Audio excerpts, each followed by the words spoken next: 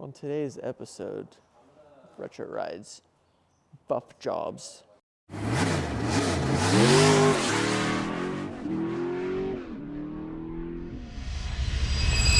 Got 56 Chevy over here. Pretty sick. It's all black. One of the hardest colors to get scratches out of, but you know me, I'll get it done. Yeah, and Max over here, he's pulling door panels so I can get door handles off and get all those little scratches out. I'm gonna end up just taping all the trim off. I'll pull some of the emblems like the airplane and the V, try and get it taped up and pull off most of the stuff I can get off. And then I just start sanding and buffing on it.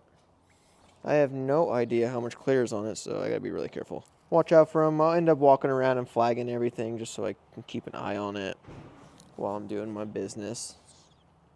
But yeah, let's get this thing nice and flat and shiny and scratch-free.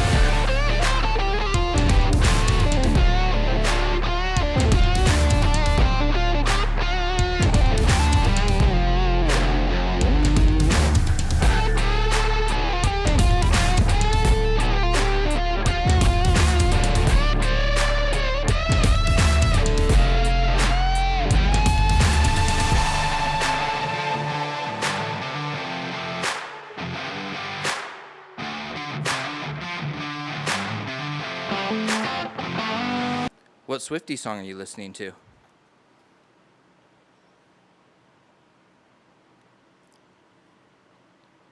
I can't think on the spot. I don't even know any of her songs. That's that.